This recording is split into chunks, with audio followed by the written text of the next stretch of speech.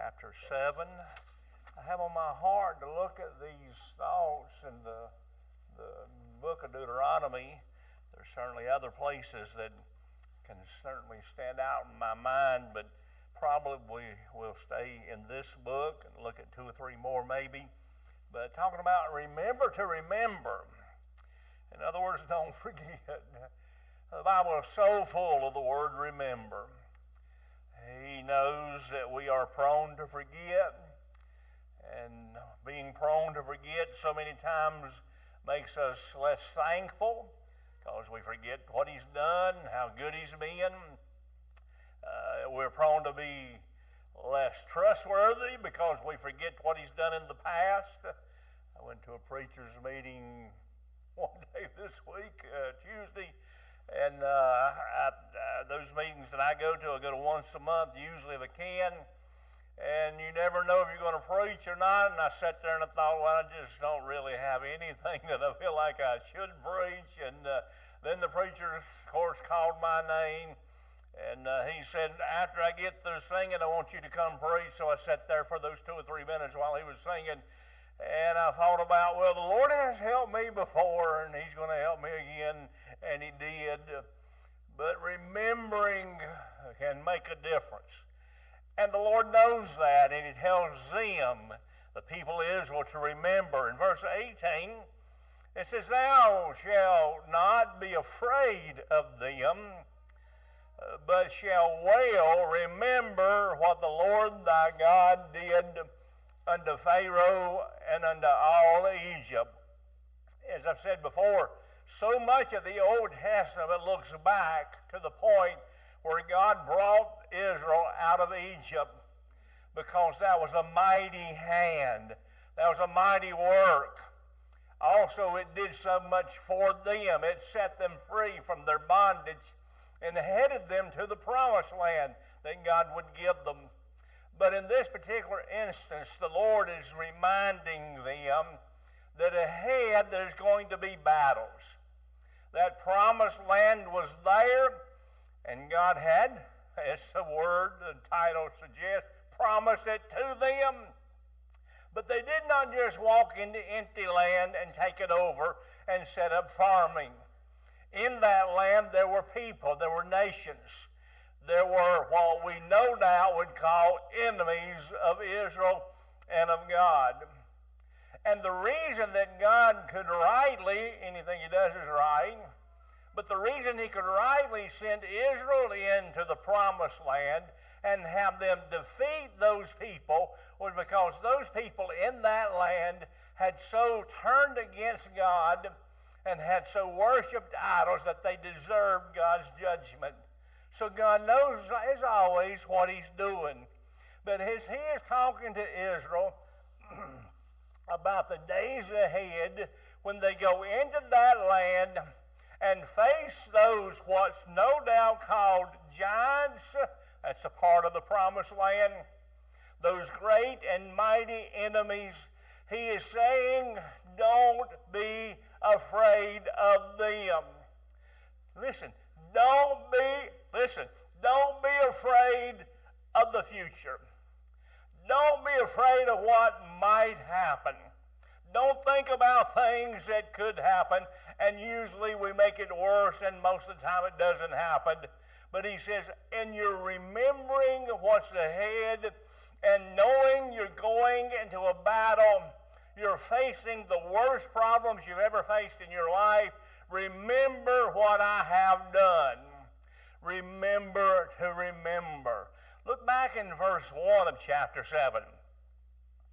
"When the Lord thy God shall bring thee into the land whither thou goest to possess it, and hast cast out many nations before thee, the Hittites and the Girgashites, and the Amorites, and the Canaanites, and the Perizzites, and the Hivites, and the Jebusites, 7 nations greater and mightier than thou." I'll stop reading there.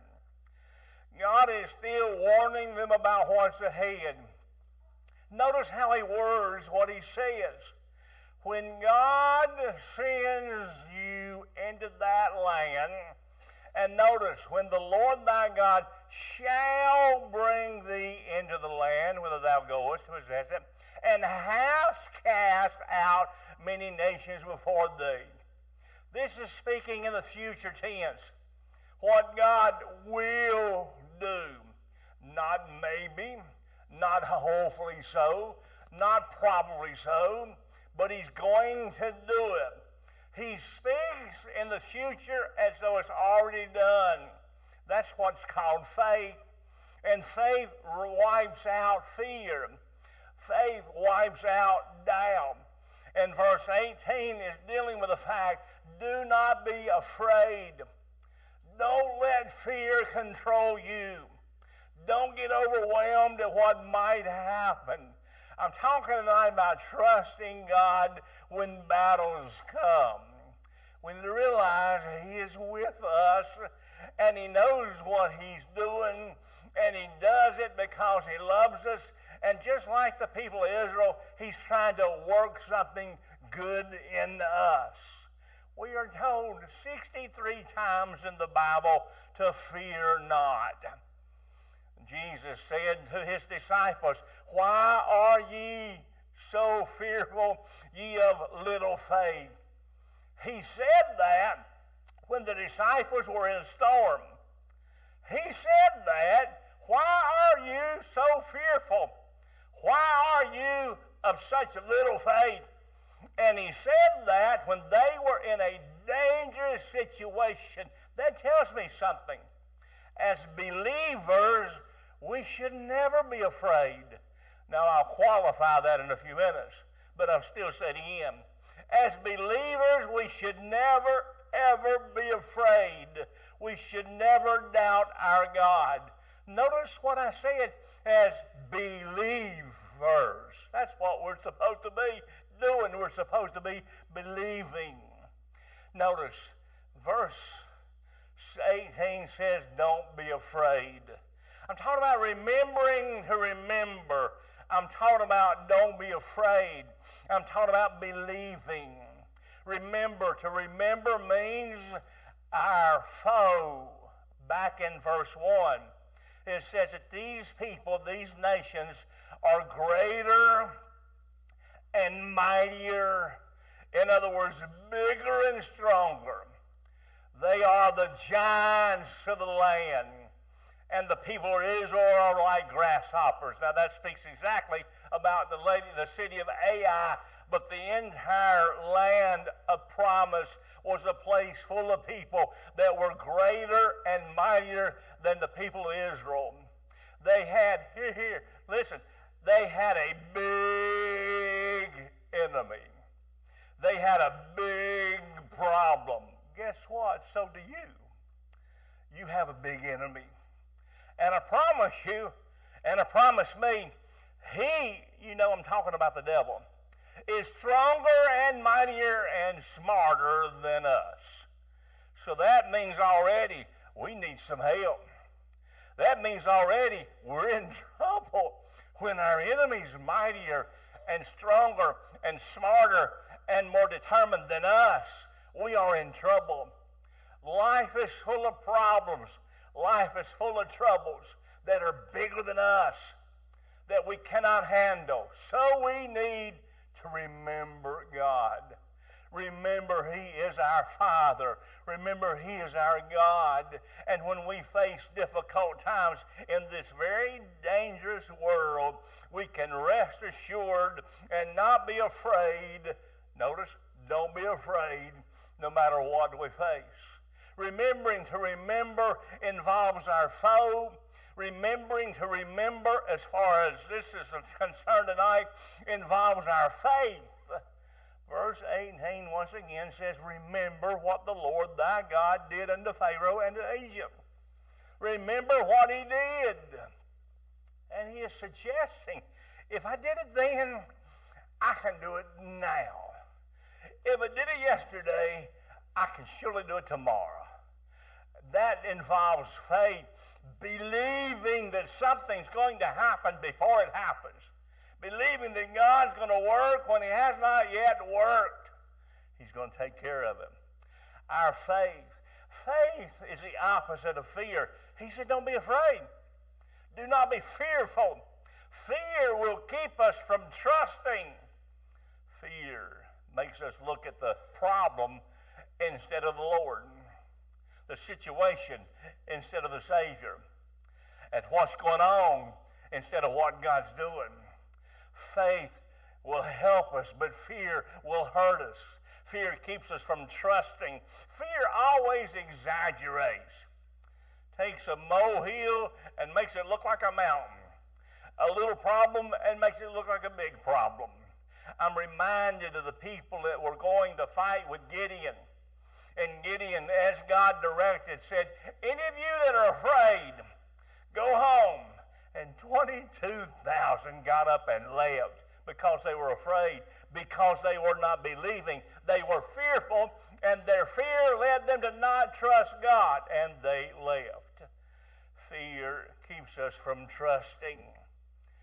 As I said, it exaggerates. Leviticus 26:36 said, the sound of a shaken leaf shall chase them, and they shall flee. If they hear the wind rattling the bushes, it scares them, and they run. When there's nothing to run from, fear does that. Lack of trust in God exaggerates our problem. Psalm 53 verse 5, there they were in great fear when no fear was. They were scared to death when there wasn't anything to be afraid of. Fear exaggerates problems. I'm talking about our faith. Fear keeps us from trusting. Fear keeps us from thinking. Jesus said this on one occasion, take no fault thinking for your life what ye shall eat. He says, don't even think about, don't even worry about, don't be troubled about what's going to happen tomorrow. He points out eating and drinking, clothing and necessities. He says, don't think about what's going to happen. I'm in a terrible situation. This problem, this need, this conflict, this difficulty. What am I going to do? Hey, fear keeps us from thinking. In other words, we need to think what Jesus said. Your Father loves you, and you are very important to Him, and He will take care of you. Faith thinks right. Fear thinks wrong. I'm talking about remember to remember. Our faith. Fear keeps us from trusting, and fear keeps us from thinking, and also fear keeps us from trying. Once again, the men that ran or went home that were supposed to be with Gideon, they could have been part of the victory, but they ran home and were defeated. Because they did not try, their fear kept them from trying. By the way, the people of Israel here, He is saying, you remember, don't you be afraid. There's a battle ahead, but don't you be scared. You go. Had they not had faith, and the more they struggled with it, they would not have gone. And humanly speaking, they would never have gained the promised land. They would not, listen to this, they would not have gotten what God had promised them had they not believed. Wonder how much we miss out on because of our lack of faith, because of our fear, because we don't try. We don't trust the Lord enough to try Him. Remember involves our foe and our faith. It also involves our failure. Look in verse 3. Listen to the instructions that God gave the people of Israel. Neither shalt thou make marriages with them. He is talking about when you go into that land and you confront all those nations, all those people, all those ungodly people, those pagans. You make sure you don't mingle. He is saying avoid, but more than avoid, let's read what he says. Neither shalt thou make marriages with them, thy daughter thou shalt not give unto his son, nor his daughter shalt thou make unto thy son, for they will turn away thy son from following me, that they may serve other gods. So will the anger of the Lord be kindled against you, and destroy thee suddenly. But thou shalt deal with them, and shalt destroy their altars, and break down their images, and cut down their groves, and burn their graven image with fire. For thou art an holy people unto the Lord thy God. He talks here about their actions when they get into the promised land. And it made me think about this. He is warning them about failing him, of going into that promised land with all those riches and all those people, and instead of destroying them, as he tells them just the next 2 or 3 verses after that, instead of destroying them and wiping them out, if they become friends, that is a failure. That is not what God told them to do. And faith helps us to do right, and fear will cause us to do wrong. We need to be careful to avoid anything that draws us away from God. Here's what I said a little while ago. We should fear nothing. And I said I will qualify that because of this. We should fear God, and we should fear sin. We should fear failing. We should be afraid that if we do anything on our own, we will fail. Peter failed. David failed. All the way through the Bible, failure, failure, failure. They did not trust God, and they failed. Paul was fearful of failing.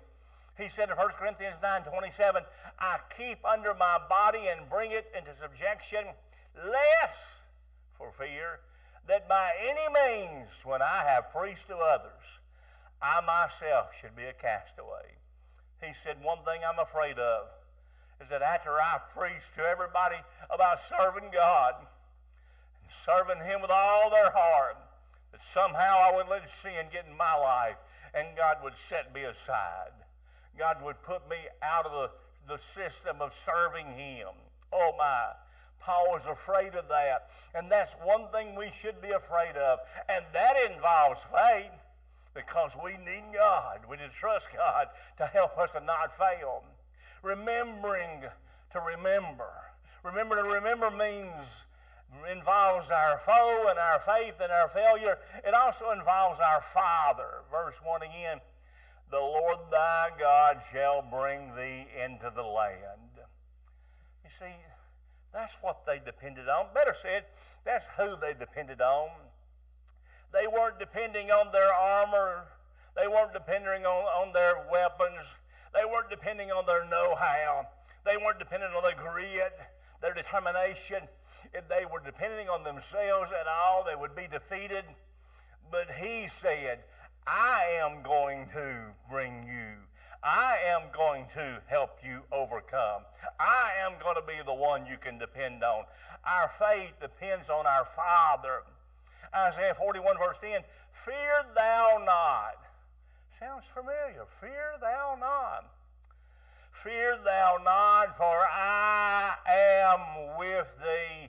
Be not dismayed, for I, thy God, I will strengthen thee, yea, I will help thee. Fear thou not, I am with thee. Be not amazed, for I am thy God. I will strengthen thee. I will help you. Sounds to me like he's saying, don't trust yourself, but trust me. And that's exactly what he's saying. Our Father, he is saying, don't forget. Remember, your Father helped you out of Egypt. Your Father helped you to get away from Pharaoh. And your Father will help you into the promised land. Don't forget what your Father did. So I'll say this. We should not fear anything as long as we are in God's will. Peter walked on water, but when he saw the wind and the waves, he was fearful, and he was beginning to sink. And here's what the Bible says about that particular event. But when he saw the wind boisterous, he was afraid. Afraid. And Jesus said, after he saved him, after he pulled him up, O thou of little faith, wherefore did thou doubt? I mean, listen, he was walking on water, but then he began to sink, and you know you sink in a hurry. He called in a hurry, and Jesus helped him in a more hurry. He saved him from going down. And then Jesus said, why were you afraid? Why were you afraid? And I want to say, well, because I was sinking. But Jesus said, oh, listen, you should never have been afraid of the storm.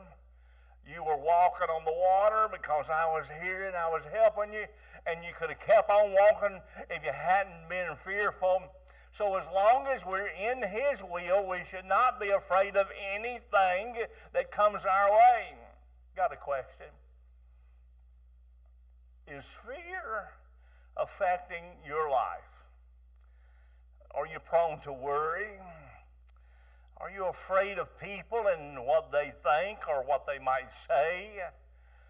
Do you worry about things happening or may happen? Are you afraid to give the Lord your all? Are you afraid to trust Him with everything? How much does fear, opposite of faith, affect your life? Oh, listen, we need to believe. How do we overcome fear? How do we get victory from fear? In other words, how do we believe? How can we walk by faith? How can we trust God with everything we face? I thought about this. Don't go by your feelings. Feelings, as I've said 100 times, they scream out loud. The problem, the people, the possibilities, what could happen, what might happen, what did happen.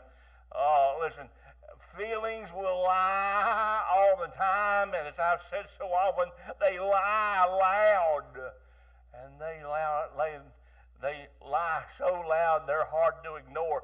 But they are feelings. They are emotions.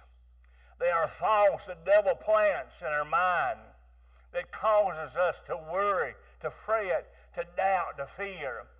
Don't listen to your feelings. Secondly, how do we have victory from fear? How do we walk in faith?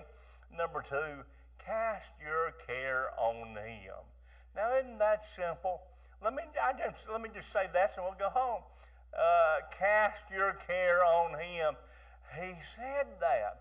He asked us, better say it, He commanded us to cast our care on Him because He does care for us, which suggests He not only loves us, He knows what we're going through, and He knows how to carry what we're trying to carry.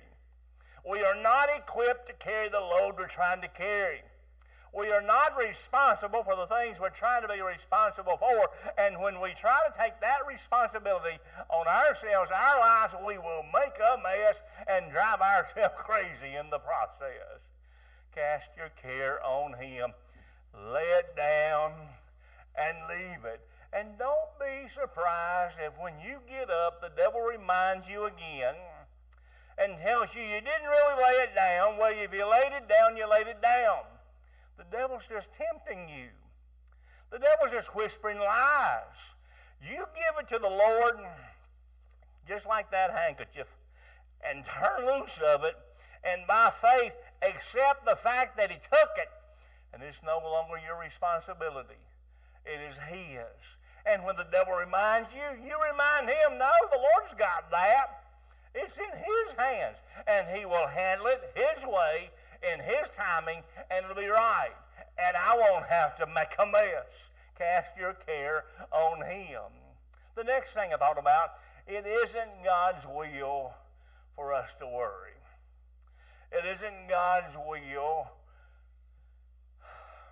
for us to lack faith. It isn't God's will for us to fear. It isn't God's will for us to be troubled. There's enough in the Bible that warns us about that to where we know it isn't His will for us to be fearful. He will help. Let me back up a little bit. He wants to help. He wants to help you with whatever you face. Could I say that again? He wants to help you. He wants to help you with whatever you're facing right now. First, He wants to, because He loves you. Secondly, He can help you. He is able. He said to these people going into the promised land, I will cast them out. I will give you victory. I can. And that's my point. He can do it. He can handle whatever you're facing, and He'll handle it right. Not only does He want to, not only can He, but He will if we'll let Him. He will walk you through the problem and take care of you along the way. He knows what He's doing. Trust Him. Give it to Him. It isn't His will for you to be afraid. The next thing I thought about, victory comes from God. Peace comes from God. It is a gift He gives us. Remember what Jesus said? He came into the room where there were some very, very, very, very, very troubled disciples, and He said, peace I give unto thee. That was not just some hocus-pocus mess. He was granting to them peace. He was giving it to them as a gift, just like salvation is granted to the repentant sinner. The gift of peace comes from God. Victory comes from Him. Accept it by faith. Lord, I know You have peace. I know You love me. I know You're God. I know You allowed this to come for a reason. I know I can trust You. Right now, Lord, I give it to You. I trust You. I accept Your faith. I accept Your peace. And I thank You for what You're doing. Victory comes from God. The next thing I thought about, and I don't know where you'll put this in your list, but here's where I put it on mine. Confess all known sin. You know what I thought about? I thought about Adam when God came in the cool of the day and said, wherefore art thou, Adam? And when they conversed a little bit, God said, did you eat of the tree? And here's what Adam said. I heard your voice and I was afraid. Fear came because he knew he wasn't right with God. And fear sometimes comes to us like a faith because we have sin in our lives that we have not dealt with. I will say this without any shadow of a doubt, we will not have peace if we are not right with God. That's why some people doubt their salvation, because they haven't read, they haven't prayed, they haven't been in church, they hadn't walked with God, they lived in the world, and it is as though they've lost their assurance because they hadn't been close enough to God to keep it. That's lack of faith. Confess every sin you know. Ask God, show me if there's anything you're not pleased with. I want to believe you. I want to have peace, but I want to believe you. I want to trust you. I want to be everything you want me to be. If you've got a promised land for me, I want it. If you want to use me, I want to be available. I want to be usable. Confess all known sin. And I'll close with this. Victory, faith, lack of fear, however you want to word it, doesn't mean you won't be tempted. I mean by that, the devil will come after you've gotten a measure of victory or total victory. He will come and whisper in your ear, oh, but what about? Oh, but that is a big problem. Oh, but what if this happens? Oh, but what about? And don't be surprised when the devil comes and whispers in your ear, even after you've gotten victory. There's nothing worse than a believer being bound by fear, opposite of faith. There's no greater freedom than to be set free from fear, to believe. God said, remember Remember. I say, remember to remember. Look at verse 19, and I will be done.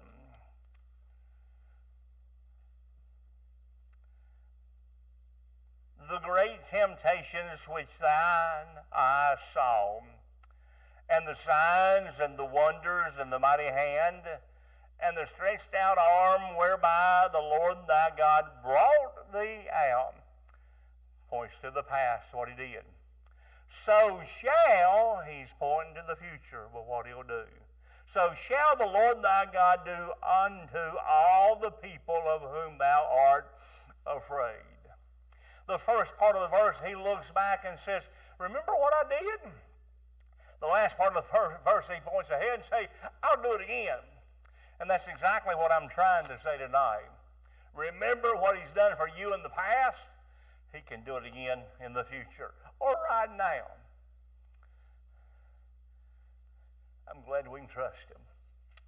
It grieves him when we don't. Rightfully so, because we are saying, I can't trust him. I can't believe what you said. You're not able. I need to do something, and none of those things are biblical or correct or smart. Let's stand together. Heads bowed and eyes closed. Maybe there's something you want to come pray about.